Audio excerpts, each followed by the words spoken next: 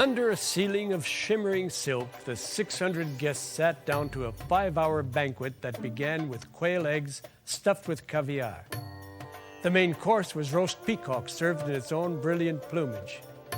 For 4 fabulous days and nights, 160 acres of desert near Iran's ancient ruins of Persepolis came alive in a glittering tribute to a nation's past. They came from 69 nations, 1 emperor, 8 kings and a cardinal, grand dukes, crown princes, sheiks, presidents, premiers, vice presidents, including Spiro and Mrs. Agnew of the United States. They dined sumptuously and drank the finest wine.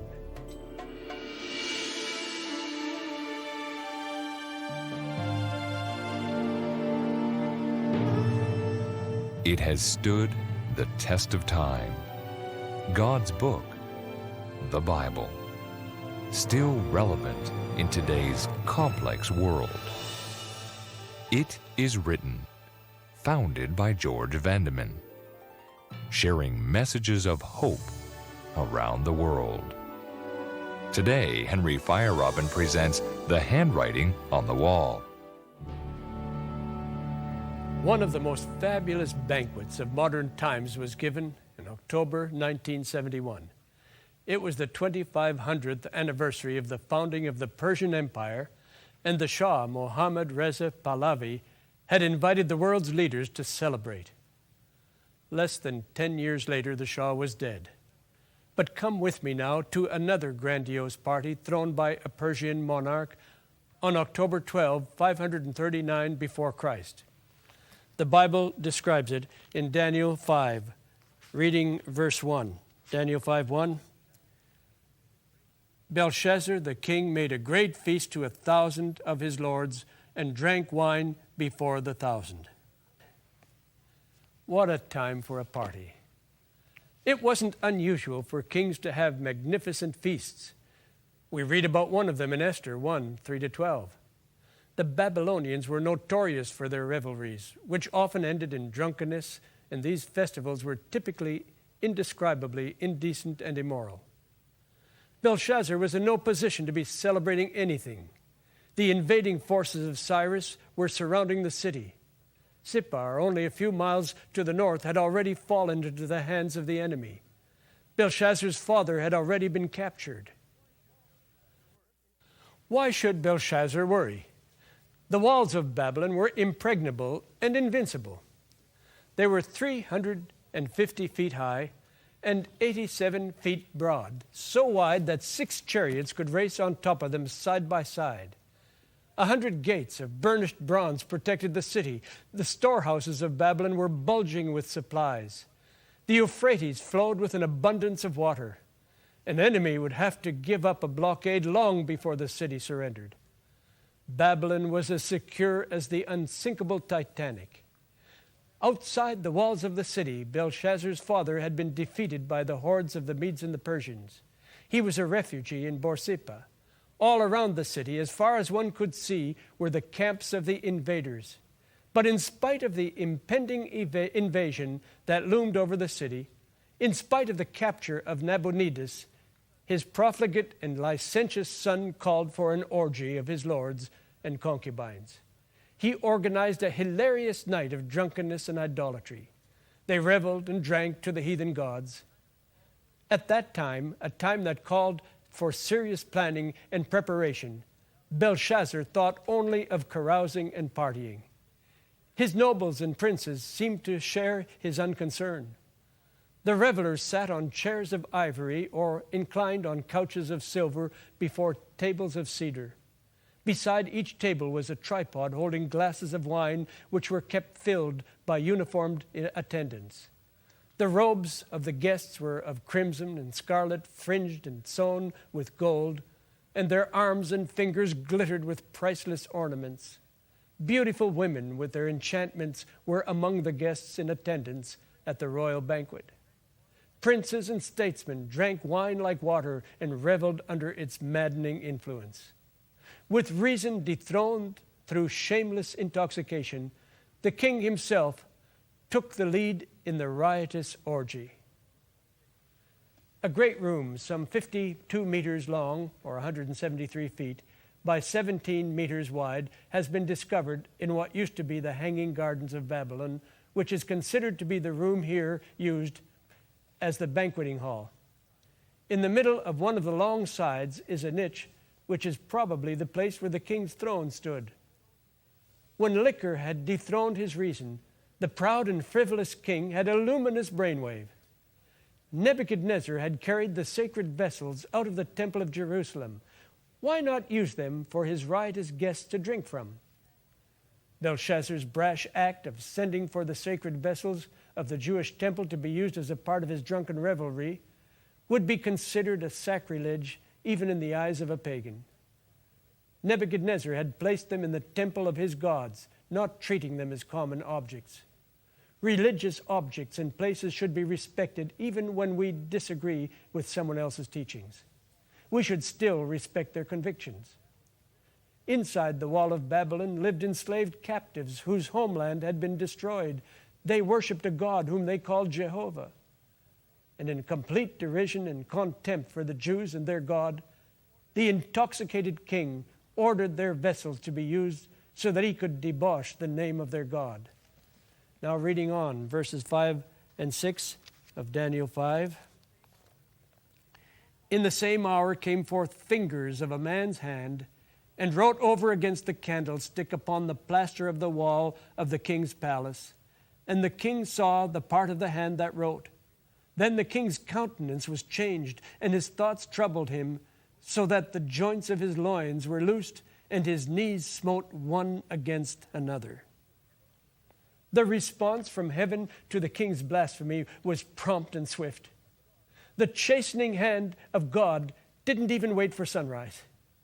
The feast that had begun with mirth and revelry ended with a groan. Belshazzar's sin was not one of ignorance. Nebuchadnezzar had recorded the experience that had humbled his pride. It was in the archives of the empire for the very purpose of preventing his successors from repeating his mistake. Belshazzar's high-handed rebellion had gone too far to be corrected. He had received sufficient light, but stubbornly refused to heed its warning. He had allowed the love of pleasure and self-glorification to efface the lessons that he should never have forgotten. He wasted the opportunities that were granted him, and his sin was incurable. No appeal was made for him to seek to remedy it. Out of the sleeve of darkness appeared fingers like those of a man's hand, which wrote in fiery letters on the wall. The merrymaking burst like a bubble. One moment, the king's face was flushed with wine. The next moment, it was ashen, pallid, and white with fear. The whole festive throng was transformed from riot and laughter into a silent limbo of dread and foreboding. Was this a message of doom from another world? Was it a token of ill omen?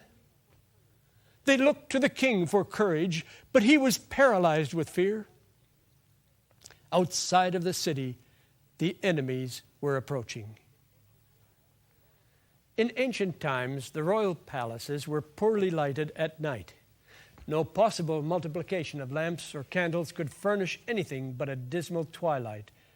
But over against the most lighted part, probably on the large blank wall directly opposite the king's table, those bloodless fingers of a severed hand were noticed, writing or making the motions of writing. The writing itself may have stood out in highly illuminated outlines, like some of our modern electric signs. Such living letters could not fail to strike consternation to the beholders. The king cried aloud to bring in the astrologers, the Chaldeans, and the soothsayers. And as we read in Daniel 5, verse 7, and the king spake and said to the wise men of Babylon, whosoever shall read this writing and show me the interpretation thereof shall be clothed with scarlet and have a chain of gold about his neck, and shall be the third ruler in the kingdom. Belshazzar knew there was something portentous about the message on the wall. His conscience bothered him. Someone has well said, conscience doth make cowards of us all. To many people, conscience is a ghost that writes on the wall. Belshazzar was terrified and shouted for someone to bring in the wise men. The wise men and the astrologers were unable to perform. The Magi concentrated on their task, but soon it was obvious that they were completely helpless. Then the queen, possibly the celebrated widow of Nebuchadnezzar, Nitocris, entered and spoke her piece. She was evidently not at the banquet, yet she felt free to come into the banquet hall without any formal invitation. She declared, "There is a man in thy kingdom in whom is the spirit of the holy gods." The Queen Mother remembered other occasions when the wise men had been baffled.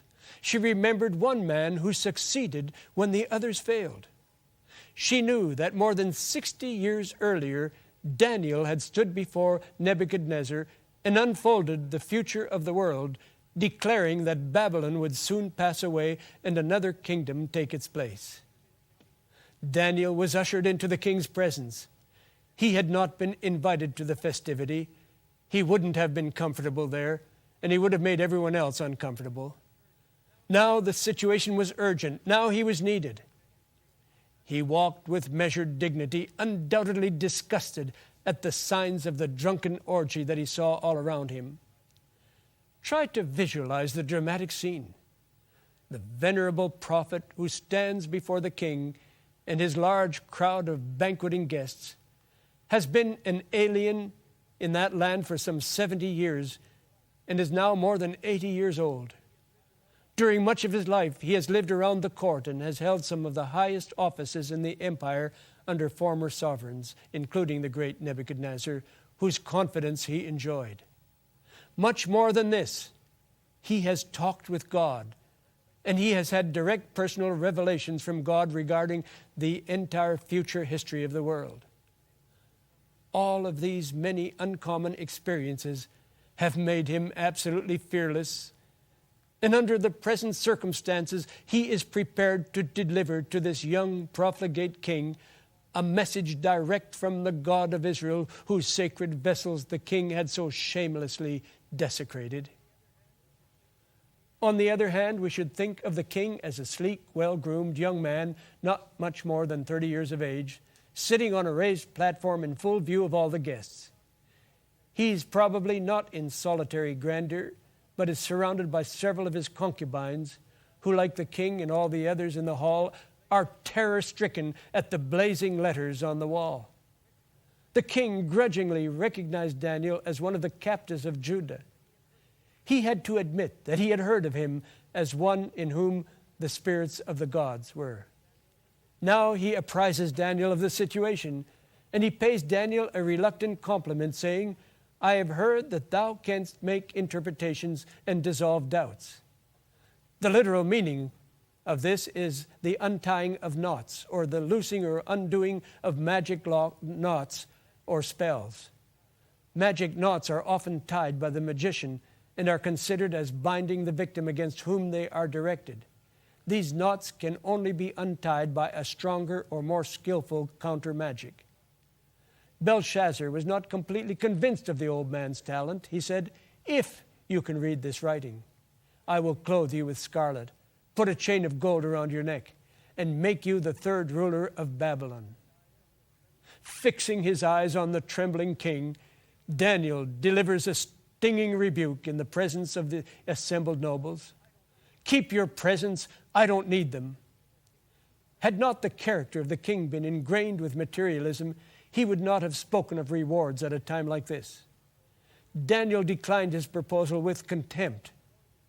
Those who are employed in the service of God are content with the reward which their own master gives them.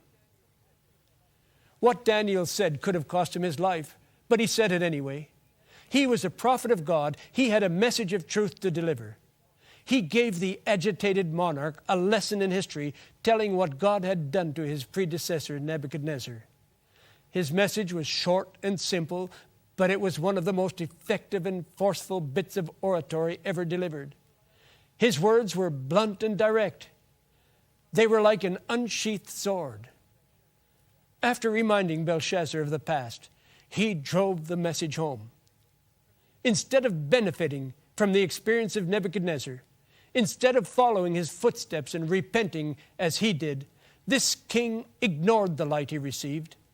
This orgy, this night of blasphemy and sin, was proof of that. He refused to listen to the admonitions of the Lord, and now he must face the intervention from heaven. Belshazzar had refused to discipline himself, and now God would discipline him. Why did Belshazzar accept so meekly the words of Daniel, which to those around him might readily be considered to be unpatriotic or treacherous? The answer is easily found. It's the terror of God, Genesis 35:5. The terror of God was upon them all. When a genuine prophet of God takes charge of a situation, as Daniel did on this occasion, there's no power that can harm him or that can withstand his message. Going back to Daniel 5, verses 26 to 28 now. This is the interpretation of the thing. Many, God hath numbered thy kingdom and finished it. Tekel, thou art weighed in the balances and found wanting. Peres, thy kingdom is divided and given to the Medes and the Persians. Now Daniel reads the simple message. Numbered, weighed, and divided. Many, God hath numbered thy kingdom. There's a time or measure for everything. The Bible says in Ecclesiastes chapter 3 and verses 1 and 2, to everything there is a season, and a time to every purpose under the heaven, a time to be born and a time to die, a time to plant and a time to pluck up which was planted. The king needed to learn the importance of time. He needed to know how to number his days. Psalm 90:12 says, so teach us to number our days, that we may apply our hearts unto wisdom. Time is irrevocable. No prayer, no entreaty, no skill of a physician can hold time back. Science, with all of its marvelous forward thrust into space, cannot stop or repeat time. Part with seconds as you would part with dollars. Every hour wasted is laid to our charge, for time is like life. Once it's gone, it can never be recalled. Ask anyone on his or her deathbed what time is worth. Tekel, a pair of balances, is still the emblem of justice. Almost all pagan people believed that one of the gods weighed people's deeds after their death to determine their destiny. The Egyptians called this god Anubis and represented him standing at the gate of death with the scales of justice to weigh the deeds of the departed and determine their punishment. This idea had its origin in Babylon, where one of the gods was represented as having a pair of balances in his hand. Chinese figures representing the infernal regions revealed a pair of scales with a sinner's iniquities on one side and their good deeds on another. Greek mythology uses the same symbols. Daniel's interpretation of Tekel had a most solemn meaning to Belshazzar. The scales of Belshazzar had tilted dizzily to one side. He had been weighed in the scales and found insufficient. And now the next word, Peres. Thy kingdom is divided. Herodotus and Xenophon declared that the Babylonians were engaged in a great festival when the armies of Cyrus attacked the city, and being taken completely by surprise, they were unable to defend the city. Cyrus was able to enter Babylon without a skirmish or battle. Even while Daniel was reading the writing, the Persian armies were marching up the riverbed, ready to enter the palace. Belshazzar's day had already passed. He had crossed an unseen barrier between God's mercy and his wrath, and he didn't know it. He had sinned away his day of grace. When the orgy was at its height, the armies of Cyrus marched into the city, and that night Belshazzar the king was killed. The glorious head of gold found an inglorious end. The Medo-Persian troops entered into the banquet hall, and soon the red blood of royalty mingled with the red wine of Babylon on the pavement of the banquet hall. The scripture comment on the conquest is brief. It just says, That night was Belshazzar, the king of the Chaldeans, slain, and Darius the Median took the kingdom, being about 62 years old. Daniel 5:30 and 31. The fall of Babylon, one of the greatest and most beautiful cities of ancient times, has left an indelible mark on history. The overthrow of this Chaldean empire by the Persians fulfilled a number of prophecies well known to Daniel. Nothing that happened on that tragic night recorded in Daniel 5 came as a surprise to him. He knew what Isaiah and Jeremiah had foretold concerning the city. He too had been given divine knowledge about this subject. The same pride and rebellion that caused the fall of ancient Babylon will cause the fall of modern Babylon. The shell of Babylon, the fantastic city with its hanging gardens, has sunk into heaps. But Babylon itself is not dead. Modern Babylon will share the same fate as did the old city, and all who refuse to come out of her and renounce her pride, customs, and practices will be destroyed with her. But out of the ruins of modern Babylon will emerge a new and everlasting kingdom wherein dwelleth righteousness. You and I live in what is possibly the most unchristian century since the time of Christ. Even Christians have become cozy in their accommodation to the world. As in the time of Babylon, we live in an era of unparalleled brutality and moral meltdown. Amid the turmoil, the Christian life can be bathed in an aura of peace. Peace, like a river, can flow through our life.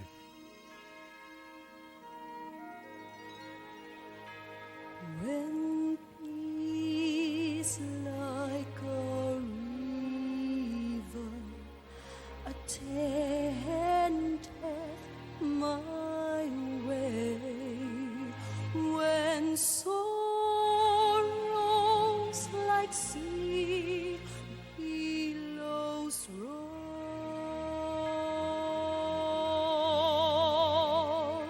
whatever my lot, thou hast taught me to say, it is well with my soul. It is well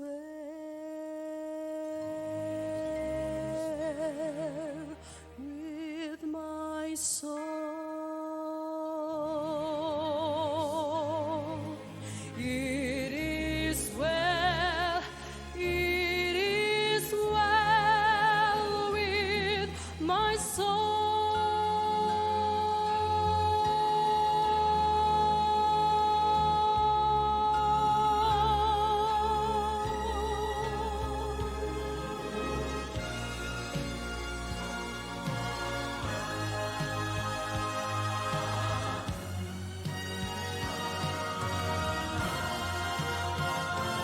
And Lord, haste the day when by faith shall beside the clouds be rolled back as says Christ,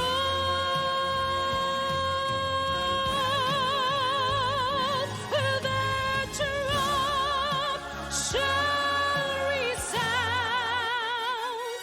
and the Lord shall descend.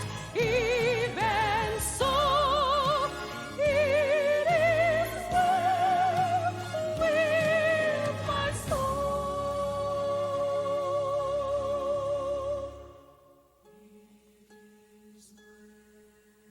It is well with my soul. It is well with my soul. It is well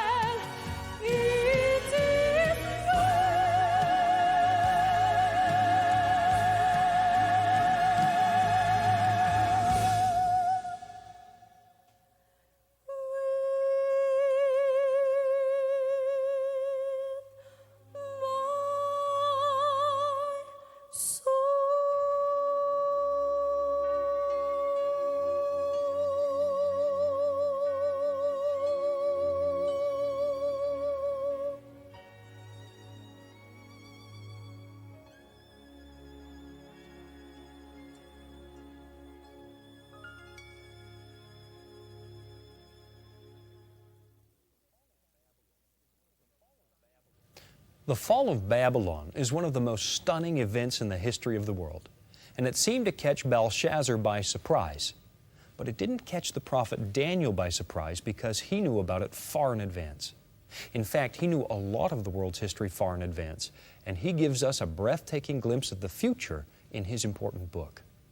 Today, I'd like to give you an opportunity to study what Daniel says for yourself, so that you're not one of those caught by surprise. Pastor Feyerabend has put together a valuable resource for your studies called Daniel Verse by Verse. And it opens the book of Daniel in an easy way that I know you'll appreciate. It's absolutely free, so write us or call, and I'll send you a copy right away. As a convenience, you may request today's free gift offer by calling our toll-free number at 1-800-253-3000. Call right now, 1-800-253-3000. Remember, your gift is sent free and post-paid. You may have to dial the number more than once, but please keep trying. The operator needs only your name, address, and phone number, and the name of the gift you're requesting. Call toll-free from anywhere in North America, 1-800-253-3000. Lines are open 24 hours daily. Or, if you prefer, you may request the offer by writing to It Is Written, Box 2010, Oshawa, Ontario, L1H 7V4. And thank you for your letters, your prayer requests, and your generous financial support. Write It Is Written, Box 2010, Oshawa, Ontario, L1H 7V4.